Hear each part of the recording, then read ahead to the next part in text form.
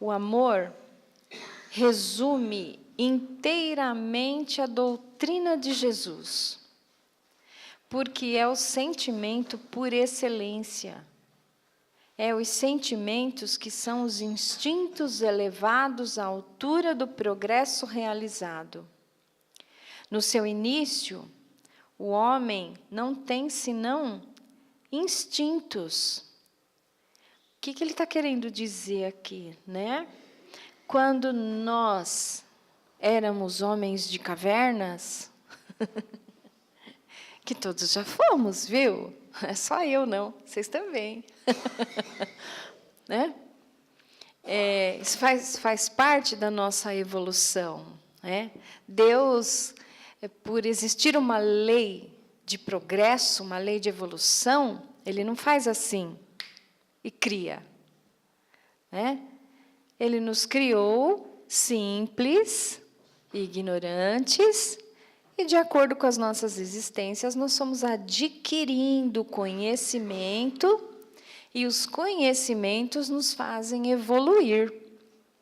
Então, nós já fomos lá, homens e mulheres de caverna, né? Onde nós tínhamos que caçar para ter alimentação, e tudo aquilo que a gente aprendeu na escola, né? Em aulas de história.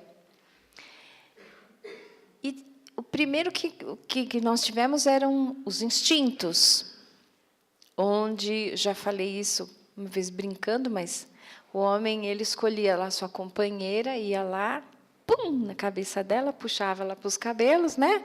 Arrastava ela para a caverna, aquela era a companheira dele. Era o primeiro instinto, mas já era uma manifestação, a primeira manifestação de amor. Né? E assim, nós fomos aprendendo que não precisa, apesar que ainda tem alguém, né? Tem uns que batem ainda. Mas a gente foi aprendendo que não é mais necessário isso. Então, a gente vai aprendendo que isso é uma lei de evolução. Né? Então, vamos lá. Mais avançados e corrompidos. Só tem sensações. Mais instruído e purificado, tem sentimentos. E o ponto delicado do sentimento é o amor. Não o amor no sentido vulgar do termo, mas este sol interior que condensa e reúne em seu foco ardente todas as aspirações e todas as revelações sobre-humanas. Então, quando a gente fala, às vezes, em amor, né? Como ele está falando aqui, não no sentido vulgar, não é no sentido de amor carnal, né? Um amor de homem e mulher, mas sim um amor fraternal. É aquele amor que Jesus veio manifestando. Aonde, quando falaram para ele, olha, sua mãe está lá fora, seu irmão, mas quem é minha mãe? Quem são meus irmãos? Né? Porque o amor de Jesus era igual por todos. Mesmo por aqueles que ele não conhecia, o amor dele era igual por todos. Então, é esse amor fraternal que o Evangelho vem falando para nós. Né? E não o amor carnal. Olha que bonito, olha que bonita. Né? E aí se apaixona. Não. Porque a beleza física acaba, não é verdade? A gente envelhece, né? Mas a beleza do espírito, essa é cada vez maior. Porque quando nós vamos envelhecendo, nós vamos amadurecendo, nós vamos evoluindo cada vez mais. Então, o nosso espírito, quanto mais velho, mais bonito é. Diferente assim do que o nosso corpo físico. Né? Então, nós devemos amar, nos apaixonar, sim, pela essência das pessoas, independente da beleza física, porque todos temos a essência de Deus dentro de nós. E é desse amor aqui que o Evangelho vem falar. Tá? Vamos lá. A lei de amor substitui a personalidade pela fusão dos seres e aniquila as misérias sociais. Feliz aquele que, ultrapassando a sua humanidade, ama com amplo amor seus irmãos em dores. Feliz aquele que ama, porque não conhece nem a angústia da alma, nem a miséria do corpo. Seus pés são leves e vive como que transportado para fora de si mesmo. Quando Jesus pronunciou essa palavra divina, amor, ele fez estremecer os povos, os mártires, ébrios de esperança, desceram ao circo. Então, quando ele fala aqui, né, assim, ó, a lei do amor substitui a fusão dos seres e aniquila as misérias sociais. Então, mais uma vez, onde existe amor, não existe diferença, porque o fulano, ele tem uma vida social, ele tem um nível financeiro, né? E o outro fulano não tem, é um assalariado, né? E nós ainda, pela nossa pequenez, ainda nos olhamos, né? Olha, um olha de cima e o outro abaixa a cabeça, por se achar menor, né? Aos olhos de Deus isso existe? Não. Nós somos todos iguais para Ele. Por quê? A riqueza financeira, ela pertence para a terra. Ela não pertence aos céus. Ela não pertence a Deus. Nós não vamos levá-la. Nós vamos levar a riqueza do Espírito. Aquele que se engrandeceu de virtudes e não que acumulou bens materiais e humilhou seus irmãos menos favorecidos. Lembram da passagem do rico e do Lázaro, né? Quando o rico faleceu, ele teve que pedir ajuda para Lázaro, porque o rico foi passar dificuldades, né? Porque o que ele levou? Ele não tinha o que levar. Ele não conseguiu desenvolver as virtudes do amor, da divisão, do auxílio, da solidariedade, né? Ele tinha a soberba. Então, ele ficou com a soberba. E já o Lázaro era um coitado, né? Visto aos olhos da terra, um coitado, um andarilho, mas ele tinha a essência desenvolvida dentro dele. Então, ele ainda conseguiu ir lá e salvar, e ajudar o rico, né? Então, é desse amor aqui que a gente precisa falar e praticar. Porque quando a gente fizer nossa passagem, não adianta a gente dar justificativas. Ah, porque o outro fez. Ah, porque lá onde eu vivia, todo mundo fazia tudo e não existia lei, ninguém era punido, né? Como aqui, né? Tudo é corrompível, né? Mas a lei de Deus não se corrompe. Então, a gente não tem justificativa quando a gente chegar do outro lado, né?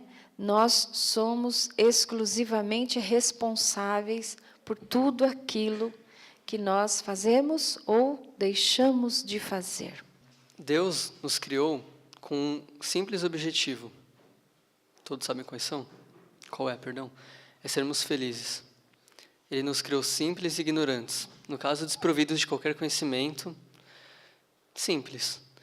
E Ele é tão bom e tão justo que Ele permitiu que nós, como filhos deles, todos iguais, pudéssemos escolher que caminho a gente ia traçar. Um caminho reto, um caminho do amor, ou um caminho tortuoso, um caminho cheio de desvios, mas que no final ia acabar no mesmo lugar, na felicidade. Porque a lei do amor se aplica a todos. Então a gente pode estar numa fase ruim da nossa vida, podemos ainda não ter encontrado aquilo que fez a gente começar a perceber os nossos defeitos para consertá-los e melhorar nossas qualidades. Mas Deus sabe o tempo certo para tudo e Ele colocou dentro de nós, do nosso coração, uma partezinha dele, que é o amor, que é a centelha divina. Então, eu gostaria, antes de ler, começar com esse ponto. Todos nós temos o amor dentro de nós. Isso é em todo mundo, porque essa é a lei divina e a vontade de Deus. Uma hora ou outra esse amor desperta, dependendo de nós, claro.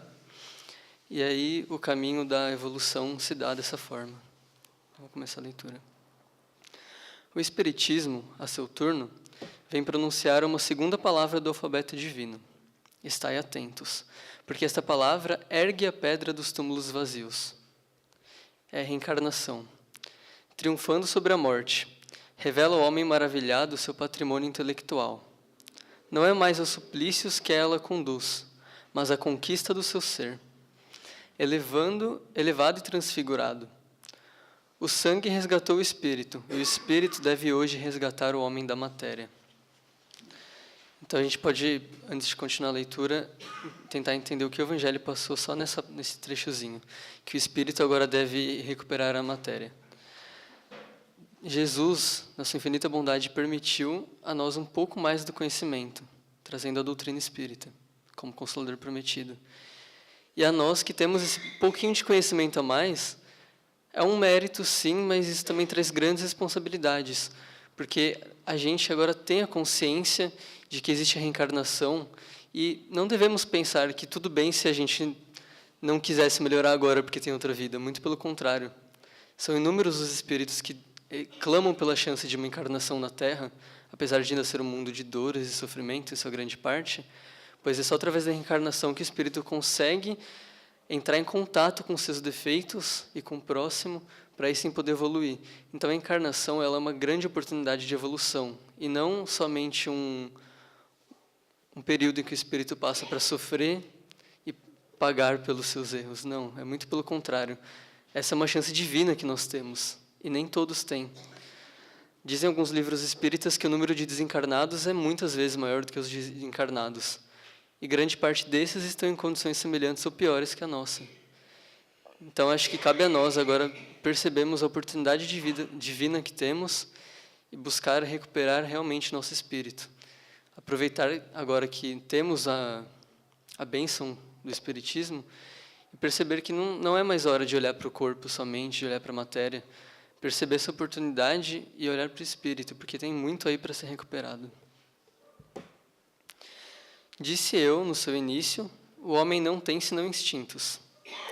E aquele, pois, em quem os instintos dominam, está mais próximo do ponto de partida do que do objetivo. Para avançar em direção ao objetivo, é preciso vencer os instintos em proveito dos sentimentos. Quer dizer, aperfeiçoar estes, sufocando os germes latentes da matéria. Os instintos são a germinação e os embriões do sentimento. Eles carregam consigo o progresso como a bolota encerra o carvalho. E os seres menos avançados são aqueles que, não se despojando senão pouco a pouco da sua crisálida, permanecem escravizados aos instintos. O espírito deve ser cultivado como um campo. Toda a riqueza futura depende do labor presente. E mais do que bens terrestres, levar-vos-á a gloriosa elevação. É então que, compreendendo a lei de amor que une todos os seres, nela encontrareis as suaves alegrias da alma, que são prelúdio das alegrias celestes. Lázaro, Paris, 1862. Então aqui não tem nem muito o que dizer, eu acho que está bem explicado. Quando ele, deixa eu ver se encontro aqui, ele fala, para avançar em direção ao objetivo é preciso vencer os instintos e proveito dos sentimentos. Todos nós aqui encarnados temos muito mais defeitos do que qualidades. Estamos presos à matéria, com nossos vícios, defeitos. E não devemos enxergar isso como como eu tinha dito antes, como somente uma passagem de sofrimento. Não. Nós estamos nos nossos meios de convívio, nossos lares, trabalhos, envoltos de pessoas que, em alguns casos, temos que resgatar algo, mas eu costumo sempre dizer que o próximo mais próximo somos nós. E é dentro de nós que temos muito ainda a resgatar. Então, dia após dia, a gente consegue, através da reforma íntima, perceber que temos muitos pendores, como é que eu posso dizer, defeitos em nós, que são, assim, coisas passageiras, mas depende de nós para conseguirmos retirar isso, focando no quê? Na reforma íntima e no amor, que é a lei divina, que é o nome do tema. Então, é basicamente isso que eu poderia dizer aqui. Eu vou dar uma continuada. Diz assim: o amor é de essência divina, e desde o princípio até o último, possuis no fundo do coração a chama desse fogo sagrado. É um fato que pudestes constatar muitas vezes. O homem mais abjeto, o mais évil, o mais criminoso, tem por um ser ou por um objeto qualquer uma afeição viva e ardente, a prova de tudo que tendesse a diminuí-la, e atingido, frequentemente, proporções sublimes. E, realmente, se a gente parar para reparar, até naquelas pessoas assim mais presas ao ódio, ao rancor, elas também amam alguém, também amam algo. Pode ser aquele amor que seria mais um sentimento de posse, aquele amor, digamos, mais mundano. Mas isso já é um início nele, é uma forma que Deus tem de fazer aos poucos crescer e germinar essa semente do amor dentro dele. Todos nós a temos. E cabe a cada um poder despertá-la aos poucos, tendo consciência de que a evolução se dá realmente aos poucos, senão não teremos mais que uma vida. E lembrarmos sempre que cabe a nós, né? Nós temos a luz do Espiritismo, nós temos o amparo de Deus, que Jesus nos disse: ajuda-te e o céu te ajudará. Então, fazendo nossa parte, com certeza, volta para nós. Eu vou terminar lendo um pequeno trecho aqui do começo que eu achei interessante. Ele continua dizendo: disse eu por um ser ou por um objeto qualquer, porque existem entre vós indivíduos que dispensam tesouros de amor, dos quais seus corações transbordam sobre animais, plantas e mesmo sobre objetos materiais. Espécies de misantropos, queixando-se da humanidade em geral, resistindo contra a tendência natural de sua alma, que procura ao seu redor a afeição e a simpatia. Eles rebaixam a lei de amor ao estado de instinto. Mas qualquer coisa que façam, não saberão sufocar o germe vivaz que Deus lhes depositou nos corações, na sua criação. Esse germe se desenvolve e engrandece com a moralidade e a inteligência, e ainda que comprimido pelo egoísmo, é a fonte de santas e doces virtudes que fazem as afeições sinceras e duráveis e vos ajudam a transpor a rota escarpada e árida da existência humana. Então, por mais que o ser tente fugir disso, tente fugir da sua essência, ele não consegue. A evolução acontece a todos, eles seguindo o caminho direto do amor ou evitando. Não vou dizer que seguindo o caminho do mal, porque falar a palavra mal pode ser um pouco errado. Digamos, seguindo o caminho da ignorância. E uma hora ou outra isso vai ser desperto. Temos aí muitos casos de irmãos desencarnados que acabavam obsediando algum ente querido de outras encarnações, e com o perdão ele consegue se recuperar, se redimir até ser tratado no plano espiritual. Se formos reparar, toda reforma, toda melhora, todo conserto de algum erro provém do amor. Porque ele está em todos os cantos, e ele é a essência de tudo. Tanto da nossa evolução, quanto do perdão, em qualquer canto a gente encontra o amor. Caros irmãos amados, utilizai com proveito essas lições.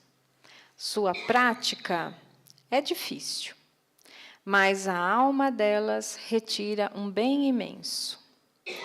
Crede-me, fazei o sublime esforço que vos peço. Amai-vos, e vereis bem cedo a terra transformada, e tornar-se um Elísio, onde as almas dos justos virão gozar o repouso. Essa é uma mensagem de Fénelon Bordeaux, em 1861. Parece que escrito para nós hoje, né? Então, tá aí o capítulo. Ele é grande, vocês podem acompanhar em casa, né? Mas agora a gente vai dar continuidade fazendo aquele evangelho como se a gente estivesse lá na nossa casa agora, tá? Então, eu vou pedir que todos me acompanhem mentalmente, para que a gente possa levar a energia que se gerou aqui pela leitura, pela harmonização, pela paz, pelos fluidos que a espiritualidade depositou, para que através do nosso pensamento nós possamos ser um canal, um instrumento para levar isso lá para o nosso lar e para as pessoas que estão nos aguardando lá na nossa casa. Então vamos fechar os nossos olhos. E cada um de nós agora mentalize sua casa, seu lar, a porta de entrada, o portão. E nós vamos convidar Jesus. Convidar Jesus e os seus mensageiros. Vamos, Senhor, me dê a sua mão e entra na minha casa. E nós vamos levar Jesus e todos aqueles que vieram acompanhando Ele. E essa luz imensa e intensa está entrando na nossa casa. E vamos mostrando para Jesus todos os ambientes do nosso lar. Os quartos, a sala, a cozinha,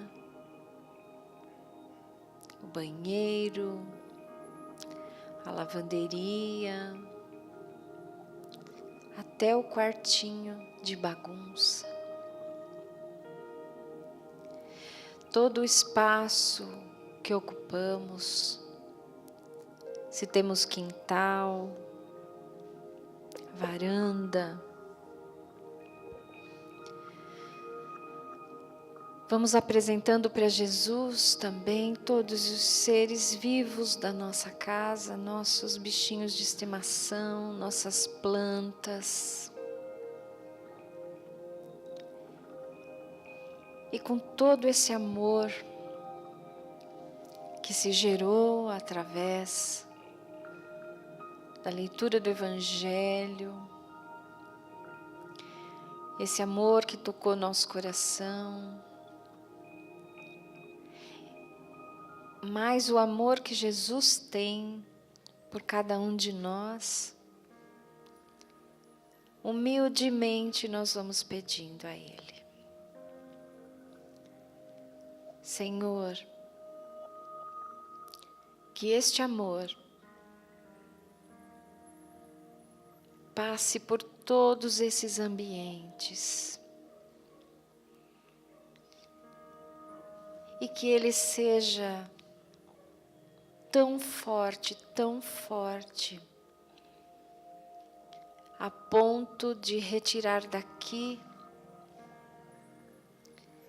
as imperfeições, as energias de palavras maldizidas,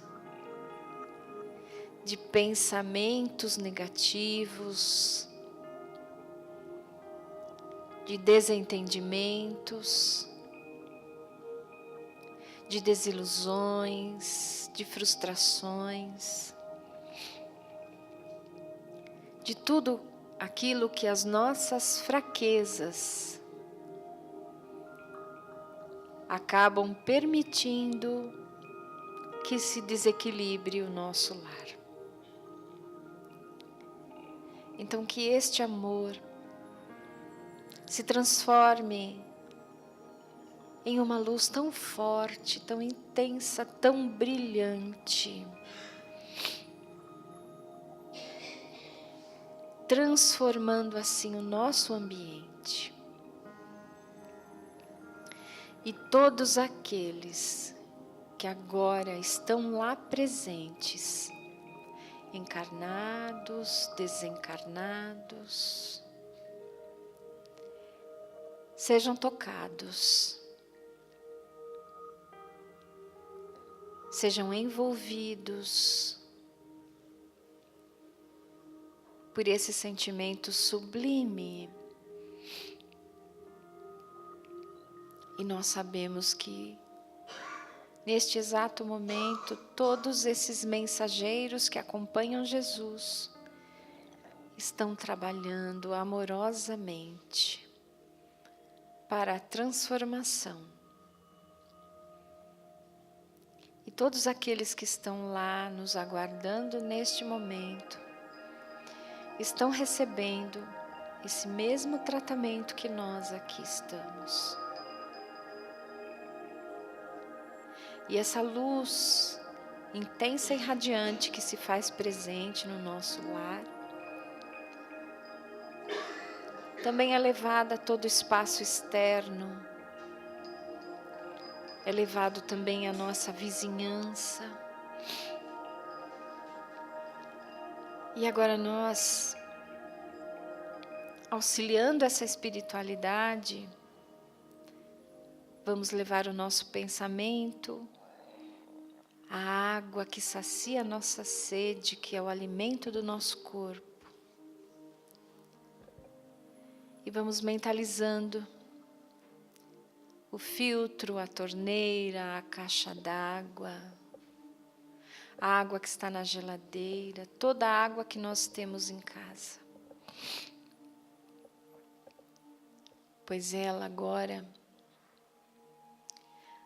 através dos nossos pensamentos unidos, através do nosso amor, porque agora Ele é imenso. Estamos todos juntos neste momento. E esse sentimento maior vai ser depositado nas nossas águas, para que elas se tornem um grande remédio para a nossa alma.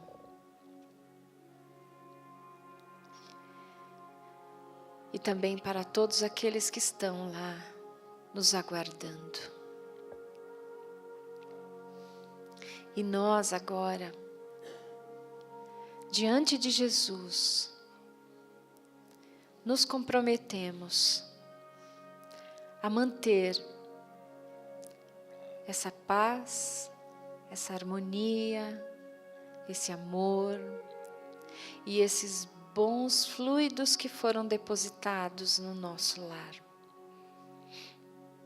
para que possamos desfrutar destas energias durante a semana.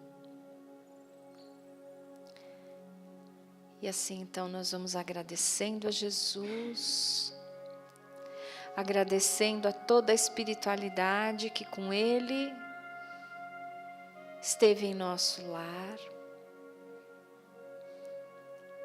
E nós mentalmente vamos voltando o nosso pensamento aqui ao nosso ambiente da fraternidade, agradecendo mais uma vez a toda a espiritualidade amiga que se faz presente, que nos auxiliou, que nos envolveu, que nos tratou, que nos harmonizou.